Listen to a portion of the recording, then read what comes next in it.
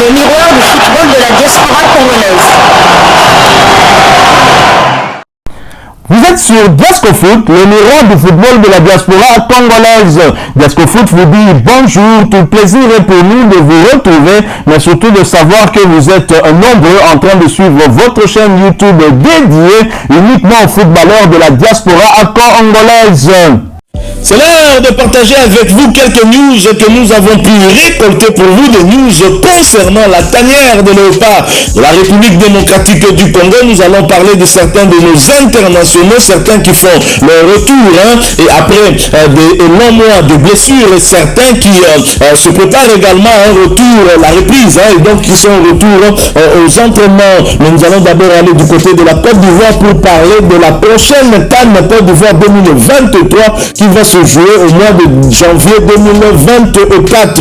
À Kouaba, la mascotte officielle de la Coupe d'Afrique des Nations Total Énergie Côte d'Ivoire 2023 a été dévoilée. Le comité d'organisation locale COCAN, en collaboration avec le gouvernement ivoirien et la Confédération africaine de football, a dévoilé la mascotte officielle de la Coupe d'Afrique des Nations CAF Total Énergie Côte d'Ivoire 2023 à Abidjan. Nommée à Kouaba, la mascotte officielle a été présentée au cours d'un événement de lancement à Abidjan le vendredi dernier, marquant le compte à rebours de 190 jours avant le coup d'envoi de l'événement. Le match d'ouverture de la compétition aura lieu le 13 janvier 2024.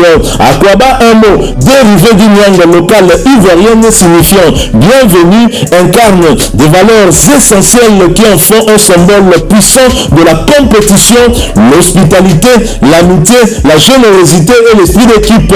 La mascotte offre une expérience authentique de l'hospitalité ivoirienne, établit un lien avec les supporters, les joueurs, les nations et célèbre l'esprit d'équipe en promouvant la coopération, le respect mutuel et le fair play. En tant qu'image officielle de la Coupe d'Afrique des Nations CAF Total Énergie en Côte d'Ivoire, Akouaba représente l'identité ivoirienne et s'inspire de l'éléphant, véritable emblème du pays.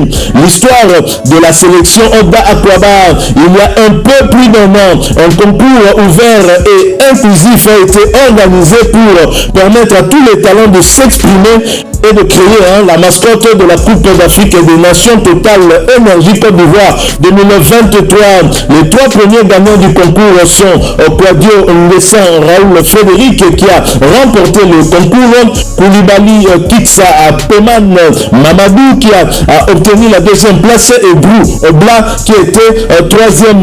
Félicitations à eux et cette mascotte qui annonce donc l'événement à venir et qui va donc débuter le 13 janvier 2024 prochain, et la République démocratique du Congo qui s'est mis en ordre de bataille pour tenter d'arracher justement l'une des deux places qualificatives et pour se retrouver à Abidjan et donc pour compétir, pour remporter cette Coupe d'Afrique des Nations, a donc repris du poil de la bête après les deux premières journées catastrophiques sous Hector Raoul Cooper, et grâce à l'arrivée de Sébastien Desabre, la République démocratique du Congo pointe désormais après 5 journées en deuxième position avec 7 points derrière la Mauritanie qui compte 8 points, sachant que la République démocratique du Congo va accueillir le Soudan pour le compte de la 6e journée. Nous espérons que ce match aura lieu à Kinshasa. J'espère en tout cas que la Confédération africaine de football va finalement homologuer ce stade, car cela ne tient, même si le stade n'était pas homologué, le match se jouera tout de même en République démocratique du Congo, mais beaucoup plus loin de Kinshasa. Ce sera plutôt à Lubumbashi, dans le stade du tout-puissant Mazembe, qui est demain le seul stade homologué. Nous restons dans la Confédération africaine de football pour parler d'un Congolais qui fait la fierté de notre pays. Il s'agit bien de l'arbitre international congolais Olivier Safari qui a été nommé membre de la commission arbitrale par la Confédération africaine de football. Félicitations à notre Mwana Mboka, et ceci pour encourager d'autres arbitres du pays à bien se comporter pour bénéficier de telles récompenses. Il y a Olivier Safari, il y a Jean-Jacques Ndala qui font la fierté du pays et qui sont régulièrement appelés pour des compétitions continentales. Nous restons toujours ici au pays, en République démocratique du Congo, après l'arbitre Olivier Safari qui est nommé membre de la commission arbitrale par la Confédération africaine de football. Nous avons une bonne nouvelle pour les Léopards, une bonne nouvelle peut-être pour Sébastien Desabre qui continue à rechercher la perfection pour les Léopards, et surtout dans les compartiments défense. En Afrique du Sud, on a une bonne nouvelle. Nathan Ndumba Fasika de retour sur les terrains après une grave blessure au genou. Après plusieurs mois d'absence des terrains en raison d'une grave blessure au genou, le défenseur central international congolais Nathan Ndumba Fasika fait son retour prometteur. Le joueur a repris les entraînements avec son club sud-africain de Cape Town City, marquant ainsi une étape cruciale dans sa récupération. Cette nouvelle ravit les fans et ses coéquipiers qui ont été privés de son talent et de sa présence sur le terrain pendant cette période difficile.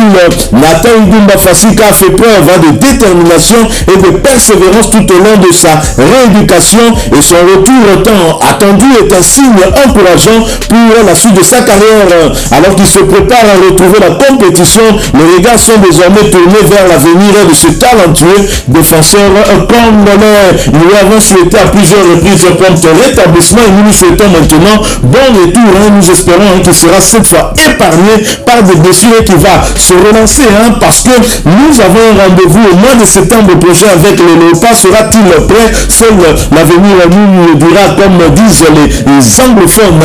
Wait and see. Dans le Léopard, un autre, parlons cette fois de Lionel Passinzaou qui a retrouvé en tout cas les entraînements avec son équipe de Rodez pour préparer la saison 2023-2024. Il nous l'a confirmé sur sa page Facebook officielle où il a publié bac au boulot avec plusieurs photos de lui à l'entraînement. Lionel Passinzaou qui était le dernier rempart des Léopards lors de ce match qui nous a opposé aux Panthères du Gabon pour le compte de la 5e journée des éliminatoires de la CAN Côte d'Ivoire 2023. Il a eu à empêcher tous les assauts gabonais. Il était véritablement le dernier rempart des Congolais. Il a eu à faire un très très bon match et c'est lui qui a été d'ailleurs choisi comme l'homme du match à juste titre. D'ailleurs, merci à lui qui d'habitude est deuxième gardien derrière Joël Kiassoumboua, mais qui à l'occasion de la suspension et de la blessure de Joël Kiassoumboua l'a remplacé comme titulaire. Il a en tout cas démontré que Sébastien Desabre pouvait bien lui faire confiance. Merci à lui et nous lui souhaitons une très belle saison 2023-2024. Dans le Léopard, un autre encore, nous allons cette fois parler de Fiston Maël Kalala, le cyborg congolais, le meilleur buteur de Young Africans, qui a posé avec le nouveau maillot à domicile de son équipe. Fiston Maël Kalala, deuxième buteur congolais lors de ce match face au Gabon avec un magnifique tir qui a laissé le gardien gabonais pantois. Fiston Maël Kalala qui finalement ne partira pas, ne va pas quitter Young Africans alors qu'on pensait qu'il était sur le départ. Certes, il y a eu beaucoup de sollicitations, mais Young Africans a sorti sa tirelire pour garder son meilleur buteur pour la saison prochaine. Des ambitions certainement d'aller encore beaucoup plus loin que là où ils ont été en compétition africaine interclub, où ils ont été débarqués en finale de la Coupe de la Confédération africaine de football. Fiston Maël Kalala qui reste donc sur le continent et qui est un joueur sur qui la République démocratique du Congo veut bien compter. Gédéon Kaloulou, un autre international congolais qui avait décliné la convocation de Sébastien Desabre lors du dernier rassemblement et qui finalement a un grand cœur. Gédéon Kaloulou a publié un message que je vais vous lire, un message sur sa page Facebook. En collaboration avec la fondation Classico, j'ai décidé de lancer une vente aux enchères de maillots portés au profit de l'association Steph Kers jusqu'au 15 juillet 18h. À la fin de chaque rencontre cette saison, j'ai récupéré le maillot d'un adversaire ou d'un ami. Chancel Mbemba de l'Olympique de Marseille, Cherki de l'Olympique Lyonnais, Amine Bouiri du Stade Rennais, Pour enquérir, il vous suffit de vous rendre sur le lien dans ma bio ou en story. L'ensemble des fonds récoltés permettront à l'association de poursuivre ses actions de sensibilisation contre l'utilisation du téléphone au volant. Voilà donc Gédéon Kaloulou qui va vendre les vareuses de certains de ses adversaires, dont une vareuse d'un international congolais, son capitaine en sélection, Chassel Mbemba Mangoulou, l'homme du boulot palais, boulot, le demi-dieu congolais, et acheté donc ces maillots pour soutenir l'association en question. Félicitations à lui, et sur sa page Facebook vous pourrez retrouver la vidéo où il explique lui-même son action, et nous l'encourageons et nous sommes très fiers de lui. Nous allons boucler cette information par une bonne nouvelle qui, nous espérons en tout cas, va améliorer la qualité des images sur la chaîne nationale. En effet, la radio-télévision nationale congolaise RTNC a réceptionné un lot important de matériel pour la retransmission des Jeux de la francophonie en très haute définition. Fini les images d'échographie, a souligné le DG de la RTNC dans son mot de circonstance. Au total, 4 cas régie et ultra moderne et autres équipements de retransmission constituent selon remis à la RTNC en tant que média diffuseur haute. Rendez-vous à Kin du 28 juillet au 6 août 2023. Jeux de la francophonie.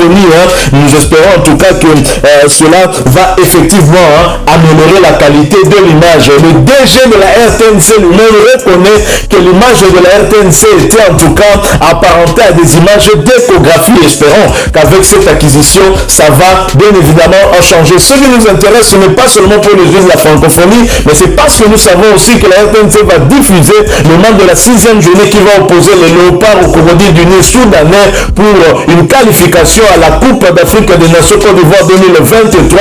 On a bien besoin d'avoir des images de qualité, pas des images d'échographie.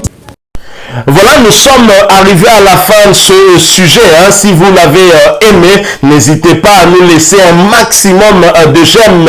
N'hésitez pas non plus à partager avec nous votre opinion. Si vous en avez une par rapport au sujet que nous venons de vous proposer, laissez-la nous à travers un commentaire. Abonnez-vous si vous êtes nouveau ou ancien, que vous ne vous êtes pas encore abonné sur cette chaîne Diascofoot, parce que nous sommes le miroir du football de la diaspora congolaise. Et n'oubliez pas qu'en vous abonnant apparaîtra une petite cloche de notification.